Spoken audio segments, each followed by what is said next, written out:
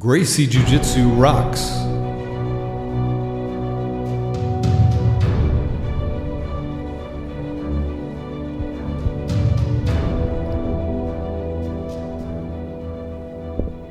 Welcome to the Gracie Jiu Jitsu Rocks podcast, a podcast dedicated to Gracie Jiu Jitsu and all things Gracie, including self-defense, competition, anti-bullying, women's self-defense and empowerment, nutrition, and most especially, the people involved in Gracie Jiu Jitsu. This podcast is for the average Joe. It's for anyone who practices, trains, teaches, or just loves to talk about or hear about Gracie Jiu Jitsu. We'll explore the lives of Gracie Jiu Jitsu practitioners, how they got involved in the art, and what effect it's had on their lives. So buckle up and enjoy the ride.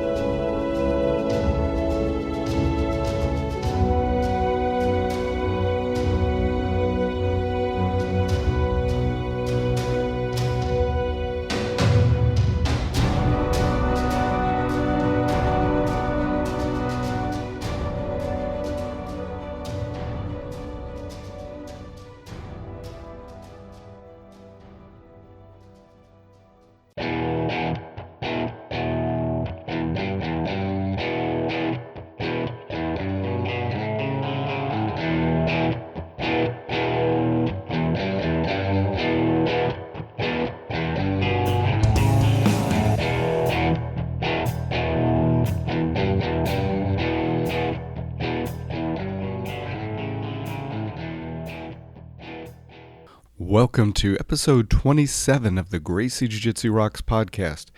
As always, I'm your host, Marty Josie, and thanks for listening. Today I have an interesting show. I'm going to be talking about my recent adventure in California, Southern California. I'm also going to have a short interview with Master Rigan Machado, which was a great experience. So let's start with, instead of a regular jiu-jitsu quote this time, I want to read Carlos Gracie's 12 Commandments. Number 1, be so strong that nothing can disturb your peace of mind. 2, speak to everyone of happiness, health, and prosperity. Number 3, give all your friends the feeling that they are valuable. 4, look at things from a positive point of view and turn positivity into a reality of life. 5, think only about the best, work only for the best, and always expect the best. 6, be just as enthusiastic about the success of others as you are of your own. 7, forget about the past mistakes and concentrate your energy on the victories of tomorrow. 8, always make those around you happy and keep a pleasant attitude to all those who address you. 9, apply the largest amount of your time on self-improvement and no time on criticizing others. 10, be too big to feel unrest, too noble to feel anger, too strong to feel fear, and too happy to tumble in adversity. 11, hold a positive opinion of yourself and tell it to the world, not through words of vanity, but through benevolence. And 12, believe strongly that the world is on your side if you keep true to what is best within you. Those are some great words for sure by Grandmaster Carlos Gracie. That's actually written on, those commandments are actually written on the back of the Gracie Nationals shirt. And I was recently able to attend that. I'll be speaking of that as well. So I know many of you have seen the recent documentary called Roll, Jiu-Jitsu in SoCal, and it came out pretty recently, and it's been going around on Facebook, YouTube, different places. But if you haven't seen it, it's really, really good. I urge you to check it out. I'm going to play a little clip here and just give you a little taste. I didn't think it would be as big as it is today. Horian thought it was. He said if something's in Brazil, it'll stay in Brazil. He said if I bring it to the U.S., it'll go out to the world. For my first 2 tournaments I fought in, I didn't even know the rules. I just house said, if you tap the guy out, you win. If he taps you out, you lost. If nobody taps, who cares? People need to know a friend of a friend of a friend of a friend to try to get into one of these garages to train, where now jiu-jitsu is everywhere throughout California. If you got money, doesn't matter. If you're strong, doesn't matter. If you're successful, doesn't matter. When we put the gi, we all the same. Jiu-jitsu, people imagine, oh, you go fight jiu-jitsu, you know? Like for some people, you go play, you know? As long as you keep it in your life in some shape or form and never move away from it, I think it's one of those things that's just like, it's pretty much probably the best thing you can do ever in life, you know? People always talk about, oh, I want to train. We live it. We do it. You know, it's a lifestyle. California, it's kind of like a mecca now from BJJ.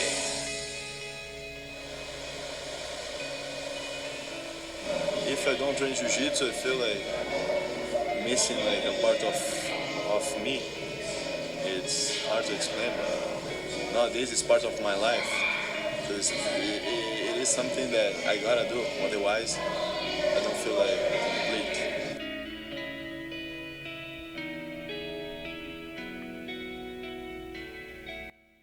Okay, so that's just a little taste of the documentary, and it's such a cool documentary. It has a lot of people that were at the very start of the jiu-jitsu movement or craze.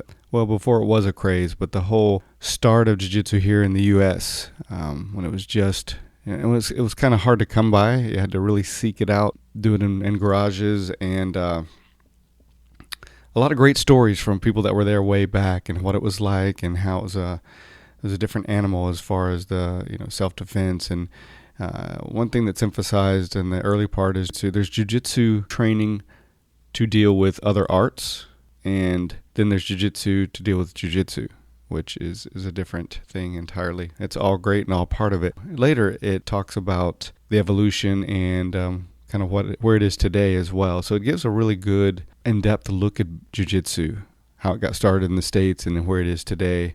A lot of great people are interviewed, and it's just a really great documentary, very interesting. So if you haven't seen it, I urge you to check it out. I recently had my own little SoCal Jiu-Jitsu trip / adventure, and I want to tell you about that. But before we get to that, I want to do a product review. So the product I want to review is the Falcon Limited Kimonos. It's a gi company out of Southern California, and they specialize on custom-made kimonos. So you can get your logo or various things put on, embroidered into the gi and making it very personalized. You can do it for your school, you can do it for individuals. But Jason, the owner, did the customized gi for me, and I was just blown away. Super awesome product. So the model I got was the white LS model number 2, and the first thing that struck me was how light it is. It's incredibly light, but it feels very strong at the same time. Super light. I've had a few light gis, but this one is by far the lightest feeling. The cut is very nice. It's very tight. The sleeves and the legs are trim. They're not baggy like some gis tend to be. The stitching itself, very nice, very high quality stitching. Everything feels very strong and secure. Visually, it's a beautiful gi. You can have your choice of various elements such as black or blue stitching, different Falcon logos if you want Falcon logos on it. You don't have to have those on it. But all in all, one of the best gis I've ever put on. Every time I've worn it, I've just I've had a smile on my face when I put it on because it feels good. It feels good. It washes well. They do come pre-shrunk, but you still can shrink them a little. So the owner, Jason Crossland, was a delight to work with, very professional, definitely knows his stuff. He worked for the late Eric Furman, who was the owner of the Worldwide Warrior Products, which is a distributor of Atama in the U.S. and Hoist Gracie merchandise. And Jason was the head of his operations for 10 years. And after Mr. Furman passed, he decided to go out on his own and do his own company. which is definitely his passion, and it shows in his products. He does specialize in the custom designed kimonos, again for individuals and academies. And in talking to him, he sees this as a way to allow people to express themselves and who they are. So I really can't say enough about the kimono. I'm super happy with it. The stitching and the workmanship is top notch. Again, the feel and the makeup of the gi is very strong, structurally sound, very visually appealing, and the way it wears so far has just been incredible. So great person, great company to work with, great product. So if you're looking for a great custom gi for your school or for yourself, I urge you to check out Jason and Falcon Kimonos Limited. Their website is www.falconbrandltd.com. Okay, on to Marty's excellent adventure in SoCal. So as luck would have it, my day job had me go out to California, and I was able to build in a little bit of extra time on the back end of that trip, so I was thrilled about that. So the first place I went was to Rigan Machado's Academy in Beverly Hills, and that was a great experience. I'm going to play that interview here in just a little while, but incredible experience to be able to meet a living legend and train a little bit with him and do a short interview with him. So that was an awesome experience. The next day I went to the Gracie Academy in Torrance and had an interview lined up with Grandmaster Gracie, which will be on the next episode, by the way. So a little teaser there. And I arrived super early, and I didn't know if maybe they were having an early morning class. Was going to do that if they did, because the interview wasn't for a few hours later. So I got there and nobody was there, so I was just kind of relaxing in my car waiting till someone arrived. And a guy named Eddie showed up and asked me if I wanted to come in and wait inside instead of having to wait in my car. So Eddie was one of the people that worked there, and he was super nice guy. Let me go in and be there. Also practiced a little Portuguese with me, which was a lot of fun. So what a cool experience it was. Wow, he let me in, and I got to kind of just walk around the academy. Eddie had kind of disappeared and was doing things somewhere in the back. So it was just me walking around, and I hadn't been there in about 3.5 years. And it's just an awesome place. And to be there by myself early in the morning was just kind of awe-inspiring. It's such a, if you've never been there, it's jiu-jitsu heaven, and it's such a great place to be under any circumstances. And if you have been there, you know this to be true. All the nostalgia, all the history, and just the energy. So just looking at the mat by myself and walking around seeing some of the old things was just, again, awe-inspiring. And then going into the museum and just being there by myself was, I don't know how to describe it except say it was a spiritual experience. All the history and everything in there, the Gracie and the Jiu-Jitsu history was there, and just a peak experience. No other word for it. A little while later, my friend Clay Mayfield, who I met at last year's Destin camp, the Gracie Immersion Camp in Destin, Florida, came by the academy, and we sat down and spoke for a while, and Victor Camacho Guillot also joined us for a little bit of conversation, and Victor is the director of the instructor certification program at the academy, so it was good to see him again for sure. So a bit later, Grandmaster Horion arrived, and I'll talk more about this on the next episode, but had a great experience sitting down with him and talking for a while. Truly, truly awesome. This trip was filled with just amazing peak experiences. So after that, it was time to do a class. So Henner came in, and we did a class. Great energy, great vibes, just all around wonderful time, great training. Ran into Brian T. City a little while later, who was coming in to do a private himself. So I also had a chance to see and talk to a couple of instructors from the Gracie Certified Training Center in Queens Village, New York. Robert Williams Jr. and Michelle Jimenez.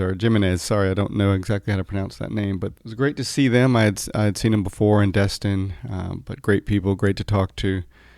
Another person I'd like to shout out to who I got to meet and have an interesting conversation with was Kyle Norquay, or Norquay. Again, sorry about the pronunciation if it's wrong. And he's from, I believe, the training center, the certified training center in Sudbury, Ontario, up in Canada. Steve Jonkus, I believe, is the person who runs that. Heard great things about him as well, so shout out to him. Okay, the next day I went back for more training at the academy. Had a great time. Awesome. And then that evening, went back and had a private with Guido Janinguez, who's a black belt instructor there at the academy, and he was featured on one of the episodes here on the podcast. If you haven't heard that one, I urge you to give that a listen. Very interesting guy. Very grateful for the private. It went exceptionally well. He's very insightful, has a great teaching style, and really helped me see a few things that I was missing for sure, and helped me grow as a martial artist and a jiu-jitsu practitioner. So thank you for Guido for that. I look forward to more opportunities like that as well in the future. And after the private, I got to go out to dinner with Guido and his lovely girlfriend, Michelle and Rob from the New York CTC, as well as Victor from the Academy, and Andres. Don't know his last name. Sorry, Andres. But great time. It was an awesome way to cap that part of the trip off. Really, really great time. So glad I was able to do all that. The next day, I got to go to the Gracie Nationals, and it was my first time going to one of these types of events, so it was really great. So I got to see some really great jiu-jitsu, great displays of jiu-jitsu. Also met Master Renzo Gracie while I was there, and I want to congratulate Gary Tonin as well as Javi Vasquez for a great match, super high-level display of jiu-jitsu skills, so it was really cool. And just the energy of being out there was superb. So that was my adventure. It was awesome. I hope to have more of those in the future. Great time. You know, we need some peak experiences like that in our lives to break up the routine and to make life awesome. So let's move on to the interview with Grandmaster Rigan Machado. The interview is a little shorter than I would have liked, but because of some time constraints. But nonetheless, so grateful that I had the opportunity to get on the mat with him, do some training, as well as do an interview with him. I'm sure everybody listening knows of Master Rigan. He's been around for forever. He's a world-renowned jiu-jitsu practitioner from way back, multiple world titles in competitive jiu-jitsu, and he was certainly around in the early days in the grassroots movement spreading jiu-jitsu. He's based out of Beverly Hills, and he's the personal instructor to a great many Hollywood actors and stars out there. He's produced numerous books on jiu-jitsu as well as done DVDs throughout the years. So it was an honor and a thrill to be able to be with him. So let's go ahead and run that now.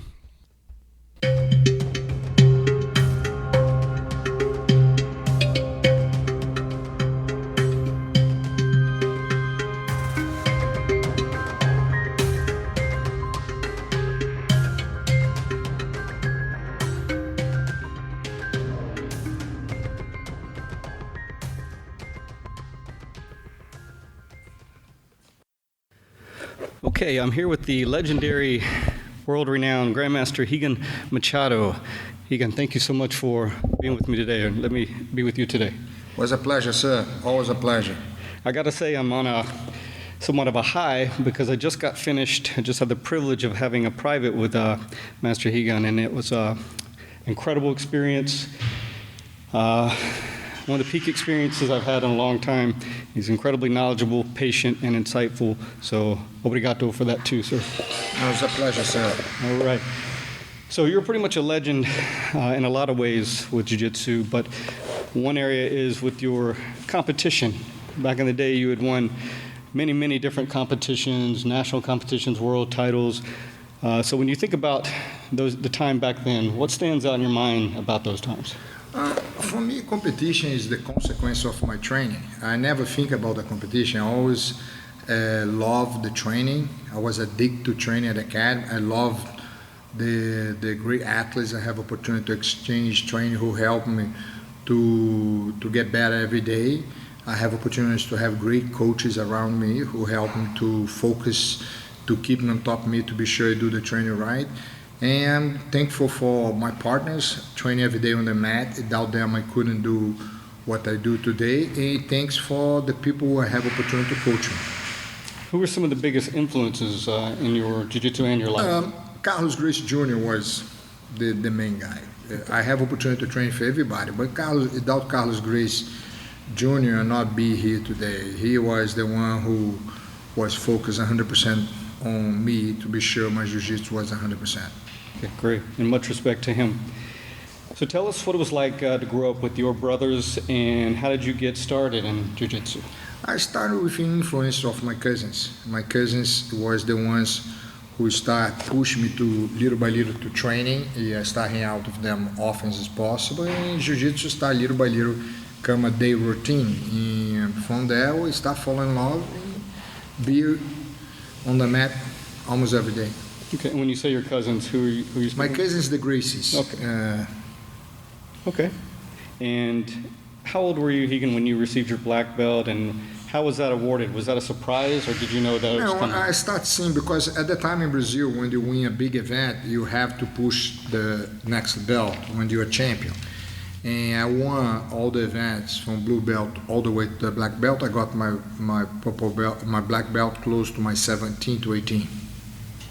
Nice, nice. You were also one of the first, or you and your brothers were some of the first Brazilians to come over to the United States and to really start the whole jiu-jitsu movement here in the States, and you were responsible for a lot of the spreading of that. What was that like to be here during that era? I think it is a journey and a dream come true, because to come and teach, to be involved in something you love, to be in a new territory and spread the seeds and push and motivate people to training, to have a chance to have many black belts from America was a big accomplishment. I think it was one of the top accomplishments of my life to help to make so many black belts who are doing amazing jobs, not only in America but all over the world today. For me, is always a big journey to make a new black belt. Sure. Was it a tough struggle in the early days trying to educate people about jiu-jitsu? No. People fall in love with jiu-jitsu so fast. It's like, you know what I mean? It's like, absolutely. Jiu-jitsu is almost like a good drugs. Yeah, you're right. Which the best drug more ever. You have, more you want to have, but it's not bad for you, but good for you. Absolutely. And you've also had an opportunity to work with some really high-profile actors and celebrities like Chuck Norris. I know you were a longtime trainer of his. Either you or your brother gave him his black belt. Chuck Norris is not just a student, a friend. He's like a member of the family. He is the one who pushes us to be in America, ones who help us paper-wise to get the papers to be in America. Wow. He is the one who helped to open the first academy for us. And without Chuck Norris, we would not be here today. Chuck Norris is the real pioneer of the Brazilian Jiu-Jitsu in America for me. So he really obviously saw the value and the benefit of it, and jumped on that train with you guys, helped you push it forward. Yes. Awesome, awesome. And you've also worked with people like Ashton Kutcher and is it Jax Teller, the Sons of Anarchy guy? I have almost close to 48 celebrities. And some celebrities, for some reason, for protect the image, have to sign some papers, disclosure, and protect the image, because I believe sometimes they come very open and they talk to you and do things, and you want to be sure you protect the image of the celebrities and respect the privacy. And some of the celebrities I train don't even allow to mention, because it's a contract of disclosure. Okay.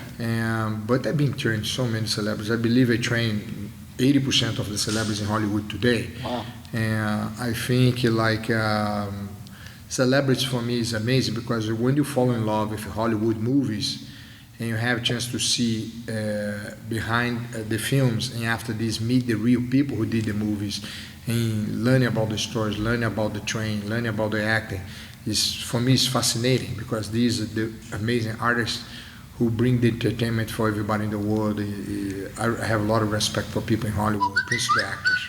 Absolutely, absolutely. And you've had a great opportunity to influence a lot of them with jiu-jitsu. If you will, take us through kind of a day in your life. What's a typical day like for you? Jiu-jitsu is like eat, breathe, live. Jiu-jitsu is a lifestyle. It's not like everybody else. Some people, jiu-jitsu is a hobby. No, for me, jiu-jitsu is my life. Jiu-jitsu made me a better person. Jiu-jitsu made me to be the teacher I am today. Jiu-jitsu today gave me the power to improve other people's lives. And that's what jiu-jitsu is for me. I eat, breathe, live jiu-jitsu. And for me, I want to now bring something back to jiu-jitsu. I want to help to push the sport to the next level. And my big dream is to make Jiu-Jitsu World League to become professional. Wow, that's great. That's great. Can you tell us something about you that most people may be surprised to know about or hear? I think a lot of people are not used to the discipline. A lot of people are not used about the mat environment. And basically, a lot of times people come here, they don't understand the rules. They come over here and call you, hey, dude, how you doing? And try to explain, no, not here. Over here, I'm the teacher. You have to come professor. Over here, to leave the mat, you have to tell me. You have to arrive in time. You have to introduce the discipline because I'm the teacher. You're one of the students, give me his best. For me to be able to give the best, it starts with respect. Absolutely. Good words. So if you could sum it up, what's the most important lesson you've learned through Jiu-Jitsu? To be a better person, to make other people to be better. Okay. Any other thoughts you want to share as we close about Jiu-Jitsu, about life, or anything, Master Rigan? Just to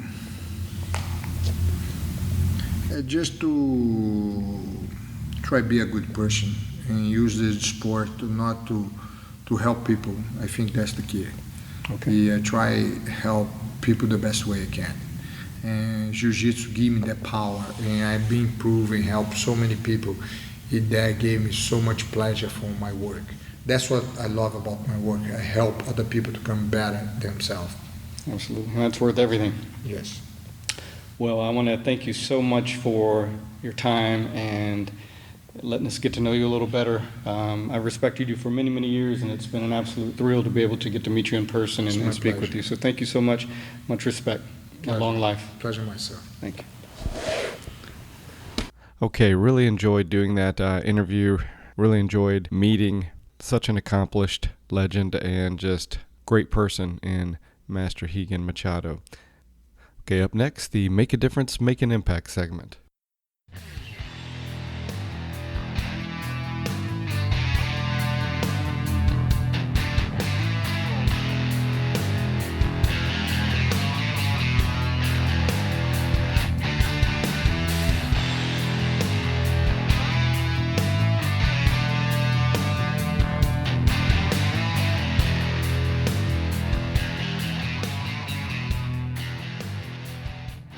Okay, time for the Make an Impact, Make a Difference segment.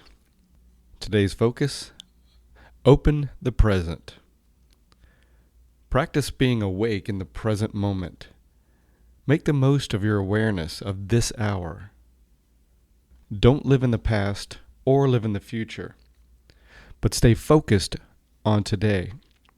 Emmett Fox said, quote, "Until you can put your attention where you want it, you have not become master of yourself. You will never be happy until you can determine what you are going to think about for the next hour." Unquote. There's a time for dreaming, planning, and creative goal setting. But once you are complete with that, learn to live in the here and now. See your whole life as being contained in the very next hour. Let the macrocosm become the microcosm. Sir Walter Scott said he would trade whole years filled with mindless conformity for 1 hour of life crowded to the full with glorious action and filled with noble risks. Pretty cool. It's amazing what can be done by people who learn to relax, pay attention, and focus, appreciating the present moment and all the opportunity it contains. It's said that in America we try to cultivate an appreciation of art, while the Japanese cultivate the art of appreciation. I believe that we can all cultivate the art of appreciation. So going through your day, your week, your month, I encourage you to realize the gift of this present moment and try to be in the present moment. Realize that this moment is pure opportunity. The great French philosopher Voltaire was on his deathbed when someone asked him, if you had 24 more hours to live, how would you live them? Voltaire replied, one at a time. That's going to do it for this episode of the show. As always, thank you so much for listening. I always appreciate any feedback, insights, comments, so please don't hesitate to keep those coming. If you have a moment, please go to iTunes and rate the show. Could always use more ratings as well as comments there. Also go to the website at www.graciejujitsurocks.com. Check out the site, leave a comment if you'd like. You can follow us on Twitter as well as Facebook. And again, always open for suggestions for the show. Okay, hope everybody has a great week. And until next time, this is Marty Josie, and I'll see you on the mat.